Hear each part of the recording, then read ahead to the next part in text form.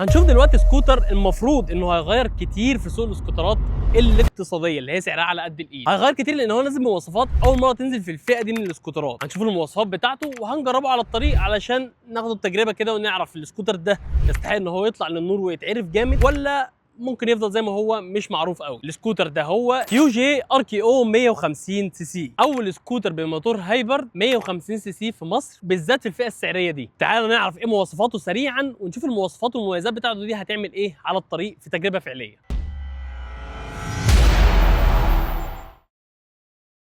السكوتر جاي بتصميم عصري بواجهه هجوميه باضاءات ليد، وحجم السكوتر مش كبير، حجمه صغير شويه علشان يكون مناسب لفكره ان هو 150 سي سي. طبعا موتور السكوتر هنا من اسمه هو حجمه 150 سي سي، 4 صباب، الموتور هايبرد حقن الوقود انجكشن، ودي حاجه يعتبر اول مره نشوفها في الفئه السعريه دي من السكوترات ان هو يكون انجكشن هايبرد 4 صباب علشان يديك استجابه للسرعه قويه، ودي كده كده حاجه هنجربها مع بعض. طبعا عشان السكوتر هنا نازل بالموتور هايبرد فهو في خاصيه اسمها سايلنت ستارت، ان انت بتيجي تدور السكوتر. تعال كده ندوره ونسمع صوت السكوتر بالمره. لازم نرفع الدبوس كمان.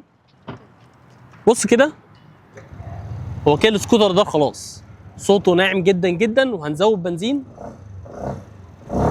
بص مش عايز اتحرك من مكاني. السكوتر بشكل عام صوته ناعم جدا ومفيش المارش، اعطال المارش والكلام ده كله هتريح دماغك منه. وفي خاصيه كمان جميله قوي وانا حبيتها الصراحه مع استخدام السكوتر.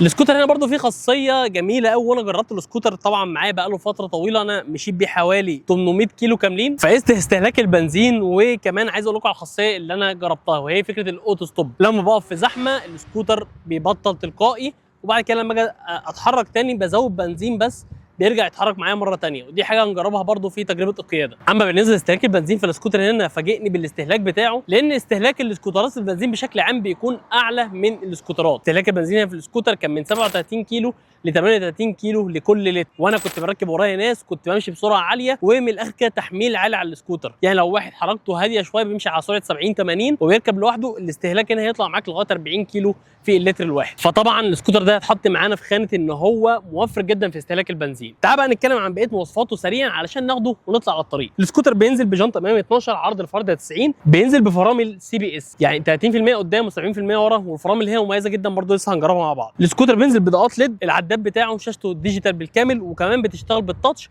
وكمان الشاشه هنا بتشتغل في اضاءه الشمس بشكل مناسب جدا، ولو الشمس شديده ومركزه على الشاشه وانت ماشي بتبقى شايف كل حاجه بوضوح. هنتكلم عن اخر حاجه وهي مساحه تخزين في السكوتر ده. السكوتر ده بشكل عام عاجبني في فكره ان هو بسيط وسهل في كل حاجه، سهل في سواقته، سهل في التخزين بتاعه، وده اللي هوريه لك دلوقتي. السكوتر بيجي انت بتبقى قاعد كده، عندك مساحه تخزين اللي قدامك هنا فاضي خالص، عندك العليه بتاعه الشنط، وكمان عندك درجين مساحتهم كويسه جدا، ده غير المساحه اللي تحت الكرسي لما تيجي تفتحها كده اللي بتفتحها من الزرار اللي بالكونتاكت، وبتلاقي مساحه تحت الكرسي برده كويسه. هي ما بتشيلش خوذه كامله، ولكن ممكن تشيل خوذه هاف او تشيل معاك شنطه حجمها متوسط. ده غير كمان ان انت عندك هنا راكه جاهزه على طول تركب توب بوكس، فعندك في سكوتر 150 سي سي حجمه صغير 4 اماكن لمساحه التخزين. اظن كده كفايه كلام على الواقف، وخلينا نروح نشوف الموبايل اللي اتكسر ده ونطلع ناخد السكوتر على الطريق. طب انا في حاجه قررت ان اعملها مع السكوتر ده، وهي بتكون عباره عن تخوف لاغلب الناس اللي هي بتفكر انها تشتري سكوتر من الفئه دي اللي هي السكوترات الصغيره 150 سي سي الاقتصاديه، فهم بيبقوا خايفين يطلعوا بالسكوتر على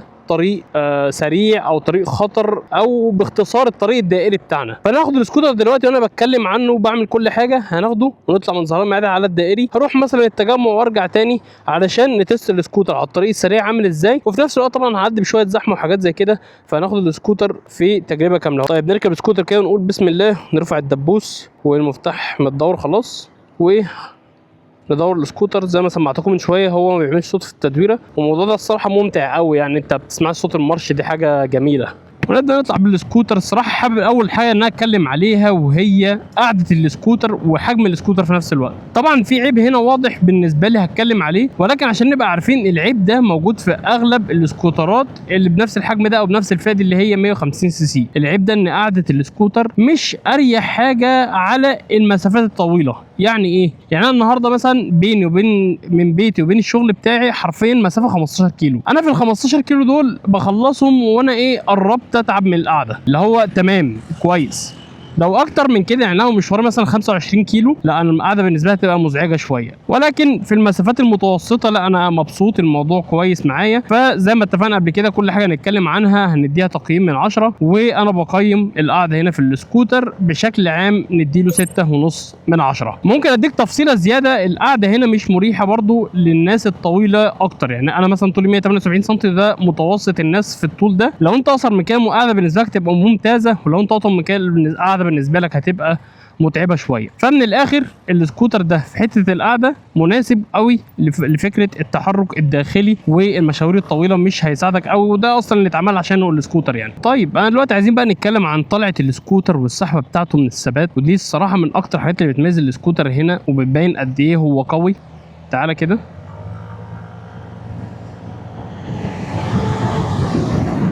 سكوتر جاب 70 80 في وقت يعتبر قليل. وعايز اقول لك على حاجه، ان السكوتر ده انا بنقعد نهزر احنا والشباب مثلا نجري جنب بعض ولا حاجه، هو سبق اغلب السكوترات اللي هي الصيني ال 200 سي سي مثلا وال 250 سي سي من 0 لحد 60 هو بيطلع، بعد كده طبعا الموتوسيكلات دي هي اللي بتطلع، فهي السحب بتاعته من الصفر ل 60 70 مثلا قوي جدا. التوب سبيد هي بيجيب معايا سرعه 105، وهنجرب الكلام ده على الطريق وهنشوف اداؤه على الطريق على السرعه دي عامل ازاي. طيب بالنسبه لصوت الموتور واداء السكوتر على مثلا سرعه 60 70، فانا عايز اقول لك ان حرفيا صوت الموتور هنا من انعم المواتير اللي انت ممكن تجربها بشكل عام، صوته ناعم جدا، وانا يعتبر مش سامع صوته، سامع صوت بسيط قوي. وبالنسبه للفايبريشن اللي واصل للجدون هنا او الكرسي بتاع السكوتر فهي تعتبر منعدمه. انا مش عارف انا ماشي كده صح ولا غلط، بس المفروض ان هو الدائري كده يعني. عايز اقول لك ان السكوتر هنا فيه عيبين، منهم موضوع القعده اللي انا اتكلمت عليه، وعيب تاني هقول لك في اخر الفيديو. كده خلاص طالعين على الطريق الدائري، على الطريق الدائري خلاص، وهناخد شمال كده عشان نطلع على الطريق السريع. ممكن تلاحظ معايا كان السكوتر ما شاء الله بيجمع معايا سرعه 90 و100 بسهوله. في سكوترات تانية 150 سي سي هو ماشي هيجيب معاك 60 و70 بسهوله، ولكن بعد كده تحس ان هو بيعاني اكتر. ولكن احنا مثلا فرملنا هنا نرجع نزود سرعه تاني، نطلع تاني على سرعه 90 مثلا. فدي حاجه في المواتير 150 سي سي الاقتصاديه في السكوترات مش متعودين عليها. انا دلوقتي ماشي على الطريق الدائري ماشي مثلا على سرعه 100، فممكن اقول لك اداء السكوتر عامل معايا ازاي. زي ما قلت لك صوت الموتور يعتبر خفيف خالص، لان انا سامع صوته مثلا بنسبه 20% ولا حاجه، وكمان ثبات السكوتر على السرعه دي ممتاز. وعايز اقول لك ان انت لو واحد اول مره تجرب السكوتر ده هتحس ان الثبات بتاعه مش احسن حاجه، ولان هو وزنه خفيف، هو وزنه في الاخر سكوتر حجمه صغير فوزنه خفيف، فالحته دي بترجع لك انت في الكنترول على السكوتر. يعني انا دلوقتي مثلا هسيب ايدي اهو، السكوتر ثابت عادي، انا ممكن اتحكم فيه كمان، بس دي مثلا قدره شخصيه عندي ان انا اتعودت عليه خلاص وعارف هو امكانياته ايه. انت مع اول ركوب هنا في السكوتر هتحس ان التوازن بتاعه صعب شويه، لكن لما تاخد عليه خلاص هتفهمه وهتحس ان هو لا ده الثبات بتاعه كويس، وامشي على الطريق سريع عادي جدا والدنيا تمام. احنا طبعا هنتكلم عن الفرامل، ولكن بعد ما نخلص كمان عن اداء المحرك والكلام ده. بس اوفر اديني ماشي عادي، السكوتر ثابت معايا، مديني استجابه للسرعه كويسه جدا. ولو انت البايك بتاعك اللي انت راكبه الموتور بتاعه ضعيف بشكل كبير هيضايقك في الطرق اللي زي دي، ان انت تبقى عايز تطلع من عربيه مثلا، عايز تعدي من حاجه، تطلع من حاجه، فالموتور بيساعدك على حاجه زي كده. في نقطه بقى هنا حابب اتكلم عليها، هي بالنسبه لي انا مش عارف هي ميزه ولا عيب، بس هقول لكم عليها. السكوتر بيجمع معاك سرعه 100 بسهوله، التوب سبيد بتاعته 105، ولو انت متابع معايا سلسله التست درايف هتعرف ان ده نمط في شركه كيو جي، دايما هتلاقي التوب سبيد مثلا لو 110 فهو السكوتر اصلا بيجيب معاك سرعه 105 بسهوله. برضو علشان تفهم اكتر، في بايكات تانية مثلا التوب سبيد بتاعته 140، بس هو في العادي بيمشي مثلا 120 وانت مش قارص على الموتور، او حاسس ان الموتوسيكل بيجيبها معاك بسهوله 120 والتوب سبيد 140. ركز معايا، السكوتر هنا الفرق بين التوب سبيد والسرعه اللي بيجيبها بسهوله مش كبير، يعني هو بيجيب هنا مثلا 105 بسهوله او 103 بسهوله، التوب سبيد بتاعت السكوتر 110. فدي حاجه اللي هو الموتور بيجيب اخره بسهوله، ولكن هو اخره مش كبير. اثناء التجربه بتاعتي دي حاجه ما ضايقتنيش، بالعكس ان انا اجيب سرعه 100 و105 بسهوله دي حاجه كانت كويسه. وانا طبعا بسكوتر 150 سي مش هحتاج ان انا امشي مثلا بسرعه فوق ال 110 او 100. احنا دلوقتي خلاص كده داخلين على التجمع، عايزين بقى نلف ونرجع تاني علشان نتكلم عن نقطه مهمه جدا وهي الفرامل. بصراحه السكوتر ده لما بقف فيه في زحمه السكوتر بيقف تلقائي، واجي ازود بنزين تاني بيتحرك معايا مره تانيه. دي حاجه انا مش متعود عليها في الموتوسيكلات اللي انا بركبها، فلما جربتها يعني الموضوع مريح. تعال نجرب برضو المانوفرنج بتاع السكوتر في الزحمه كده، عايز اوريك الدنيا عامله ازاي. يعني اهو سكوتر ما شاء الله مرن جدا. استخدم فرامل. الراجل ده طالع يمين مش هيخش يوترن، نطلع عليه كده ماشي. لف بسرعه.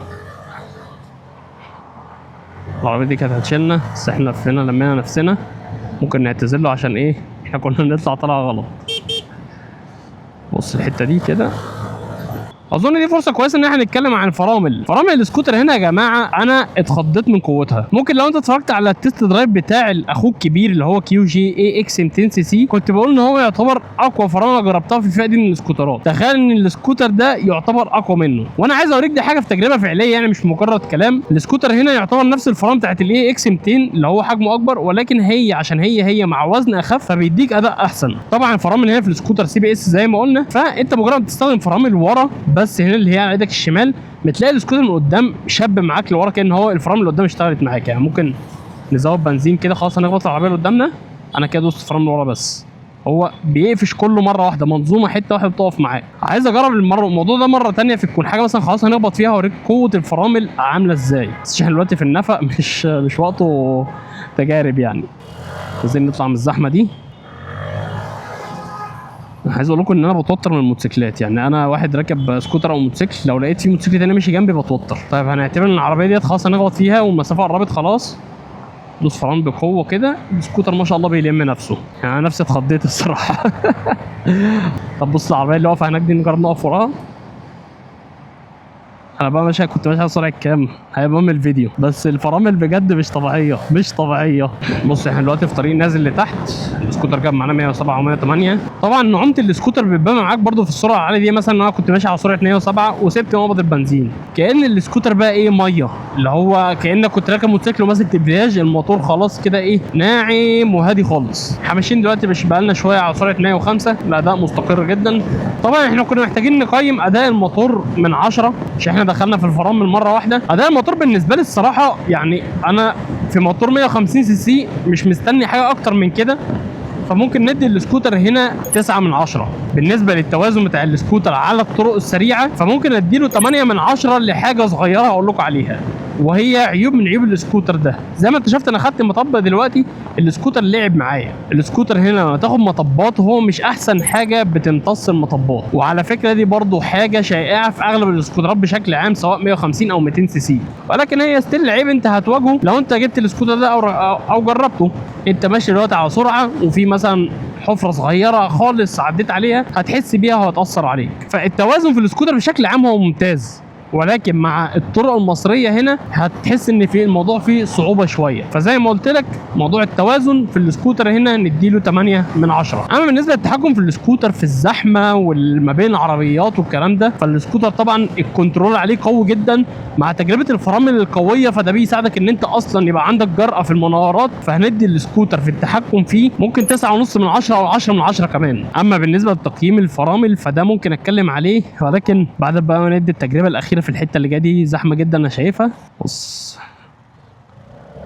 نطلع كده وش كده، نطلع كده نفرمل، نطلع تاني نهدي. ممكن تاخد بالك دلوقتي ان السكوتر فيه حاجه قويه جدا، وهي فكره التحرك من الثبات للحركه ويرجع تاني يهدي سرعته ويبدا يتحرك تاني من الثبات بسرعه. فعلا السكوتر قوي جدا في حاجه زي كده، ويمكن عامل اساسي في الموضوع ده هو الموتور الهايبر ده اللي بيتحرك بطاقه كهربائيه في الاول، فبيخليه مميز جدا عن باقي السكوترات اللي بطبيعه الحال بتكون ضعيفه في الطلعه بتاعتها. انا بعمل كده بص تحكم عليه قوي ما شاء الله. تعال نطلع كده كده. ماشي الدنيا بدات تمشي اهي. هي سلكت خلاص. احنا حتى ما لحقناش نقف عشان نجرب الاوتو ستوب. اظن في لقطه بان فيها ان انا فرملت بقوه عشان اتفاجئت ان العربيه قدامي. حلو. احنا هنا ممكن نقيم برضو الفرامل. انا خايف اقيم الفرامل لان انا اول مره اقيم سكوتر واديله ماركات عاليه كده في النتائج بتاعته. بس هو السكوتر هنا الفرامل بتاعته ممتازه. انا دي حاجه ما اقدرش اخبيها. السكوتر انا بديله في الفرامل 9.5 من 10 مستريح. حرفيا سرعه توقف مرعبه. يعني انا خبط في السكوتر في الميكروباص اهو. اللي بعمله ده حاجه خطر طبعا، يعني ما انصحش حد ان هو يعملها، ولكن انا بحاول اجرب الفرامل باكبر قدر ممكن. الحته اللي احنا طالعين عليها دي فيها ملف، بس ملف صعب شويه ممكن نهدي قبلها. ناخد الملف كده. انا مش على سرعه كام، خايف ابص عشان بركز. مش على سرعه 60. طيب تيجي نلخص التجربه عشان يكون عندك علم. السكوتر ده معايا بقاله اكتر من اسبوعين، انا بجربه وبمشي بيه كتير، يعني انا ماشي بيه حوالي 800 كيلو او اكتر. 800 كيلو دول رحت بيهم وجيت بيهم من البيت للشغل حوالي يعني 8 9 مرات مثلا او اكتر من كده كمان، غير المشاوير الشخصيه والتحركات اللي انا بتحرك يعني حوالين الشغل وكده. فطبعا التجربه اللي انا بنقلها لك دلوقتي دي عن تجربه قديمه، يعني انا بحاول انقل لك ده وانا سايق، ولكن الكلام ده كله متخزن في دماغي لمجرد ان انا بس مشيت بيه فتره طويله. عجبني هنا في السكوتر برضو موضوع استهلاك البنزين. استهلاك البنزين هنا 38 كيلو في اللتر زي ما قلت لك. السكوتر برضو فيه مساحه تخزين ممتازه، يعني انا حطيت هنا في الدرج المايكات اللي انا بصور بيها، وعندك درج تاني ممكن تحط فيه اي حاجه انت عايزها. عندك تحت الكرسي انا حاطط الشنطه بتاعتي، وعندك الراكه الخلفيه ممكن احط عليها توب بوكس واحط فيها اي حاجه انا محتاجها. الخوذه مثلا اللي انا لابسها دي ممكن ابقى اشيلها لما انزل على السكوتر. فحرفيا السكوتر هنا فيه مساحه تخزين قويه جدا بالنسبه للسكوتر ان هو 150 سي سي. فاوفرول انت مع السكوتر هتحس ان الدنيا سهله، الدنيا حلوه واستخدامه كويس. السكوتر قطع غيار والشركه منزلاها، لان احنا لسه جاي لنا في مركز صيانه موتور جراج سكوتر زي ده عامل حادثه، ويعتبر 100% قطع من القطع غير احنا جبناها، ان هو كان عامل حادثه كبيره شويه، فجبنا الفبر كله، جبنا شويه حاجات كده من قدامها مش فاكرها. الفيديو يعني هيبقى ينزل على صفحه موتور جراج بتاع الصيانه بتاعته، ولكن هو قطع غيره متوفره وبينزل بضمان 10000 كيلو او سنه. فاظن دي حاجه كويسه تخلي الناس تثق في المنتج وهي بتشتريه، لان شركه كيو جي حديثه على السوق بشكل عام. احنا داخلين دلوقتي على اشاره، فممكن نقف بالسكوتر. بص هو كده بطل خلاص، اجي ادوس كده تاني دار ويتحرك. فانا هموت واوريها لكم من اول فيديو، يعني تكون في حاجه حقيقيه. العيوب والمشاكل اللي هتواجهك هنا في السكوتر هي بكل بساطه القعده المسافات طويله. يعني انا دلوقتي طلعت رحت التجمع ورجعت حاسس ان انا بدات اتعب شويه. فاحنا دلوقتي قطعنا مسافه بتاع 20 كيلو او 25 كيلو، بدات اتعب شويه، احس ان انا محتاج اريح. تاني عيب بكلمك عليه وهو ان السكوتر في المطبات مش احسن حاجه، ومش واستقباله مش كويس، وكمان السكوتر واطي من تحت، يعني ممكن يحك معاك في المطبات من تحت، فدي حاجه برده ما عجبتنيش. غير كده كل اللي فات مميزات، ويعتبر السكوتر ده هو الاقوى في الفئه بتاعته في الحاجات اللي انا اتكلمت عليها دي. كده تكون تجربه قياده لكيو جي ار كي او 150 سي سي. من وجهه نظري السكوتر الاقوى في الفئه السعريه بتاعه 150 سي سي من حيث الفئه السعريه والاداء. انا معاذ سعد، دي قناه موتور، اشوفكم فيديو جديد. السلام عليكم.